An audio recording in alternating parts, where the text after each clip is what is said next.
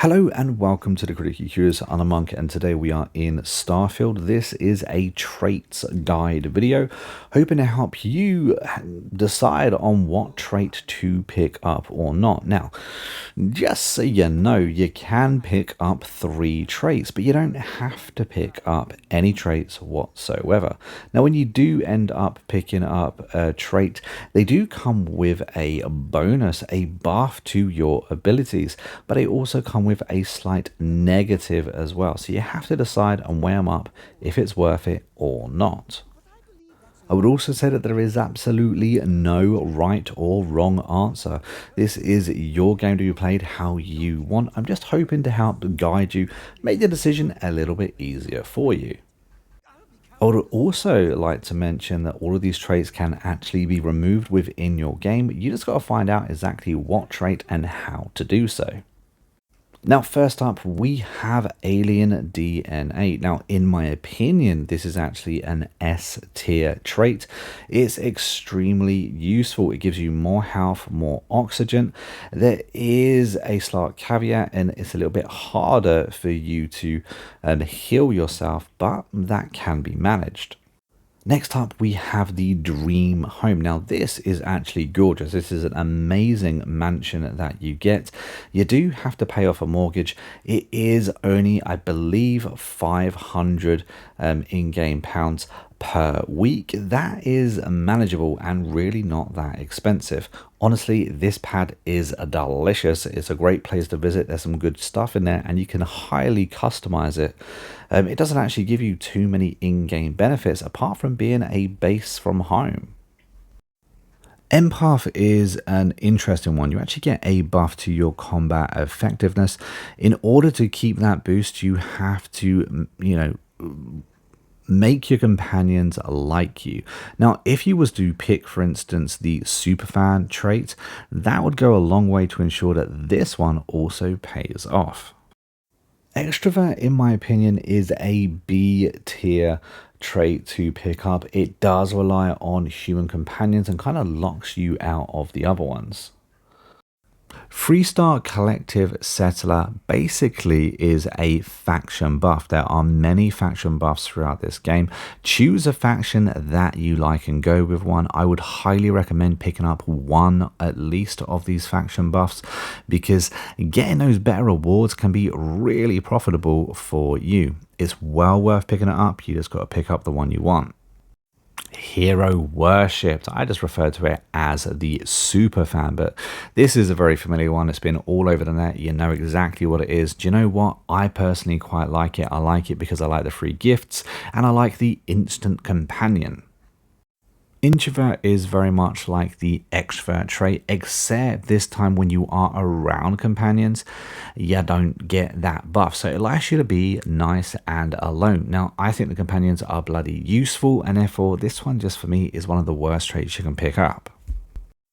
Kid stuff is an interesting one. First of all, you get parents. It's quite nice. You do actually get to interact with them and visit them. However, they are a constant money drain. You are paying them every single week out of your pocket 2% of all profits. Next up, we have the Neon Street Rat. Now, again, this is a faction-related trait. It's very, very good. Pick one. Anyone, it doesn't matter what it is, but I would recommend you pick one. Personally, I like the City of Neon. I love what I've seen, and I want those extra rewards from there. Next up, we have Raised Enlightened.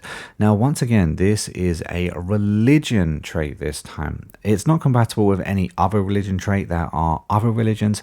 And again, this is one that I would very strongly recommend to consider picking up. Pick a religion, pick a faction, and have fun with those extra rewards. Now, obviously, if you don't know the game, you may not know which religion to go down, but hey, you have to start somewhere. I'd recommend picking one now and maybe choosing a different one on your second playthrough, because believe it or not, this is a game that you're going to be wanting to play 2, 3, 4 times. Out of all of the religious traits, though, I think the Serpent's Embrace is one that I'm more likely to actually pick up, just because I seem to be having a lot more interaction with these guys. I think it would be useful to kind of veto that kind of battle and those interactions. Spaced is another good one. Under the right circumstances, you get that extra health, you get that extra stamina. It is one of those. It isn't a bad one not to pick up, absolutely, and the debuffs here can be managed. Now, personally, I like Taskmaster. Taskmaster automatically repairs your ship, but unfortunately, your crew does cost twice as much. If you plan to make bank like I do, then it shouldn't be much of a problem. However, if you're struggling for cash, this is not going to help you. Terra Firma is very much like Spaced. Under the right situations, this does increase your health, it does increase your oxygen, and can be incredibly useful. If you ever got a spare trait, then perhaps think about picking it up. And the penultimate one is yet another faction related trait. Once again, these are really worth picking up. It does depend on which one you like the look of. If you haven't got any information on the game, then you're not going to know which one to pick up anyway. My advice to you is just to pick one at random and reap the rewards, because you do get some special items with these factions, and then you're not going to be able to get them if you don't go down that route in the first place. And lastly, we have Wanted. Now, Wanted is an interesting one because it comes with two little factions here. First of all, you're going to have mercenaries try and collect a bounty on you. Secondly, that means you're going to be in more gunplay.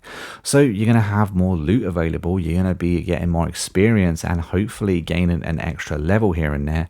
But it could ruin your plans because they could jump at you at any moment in your game completely at random, possibly at the worst possible times. Now, there's been a trait like this, I believe, similarly in a Fallout game. I've had it, it is what it is. And it's one of those, I quite like the idea of it, but at the same time, I can see the negatives.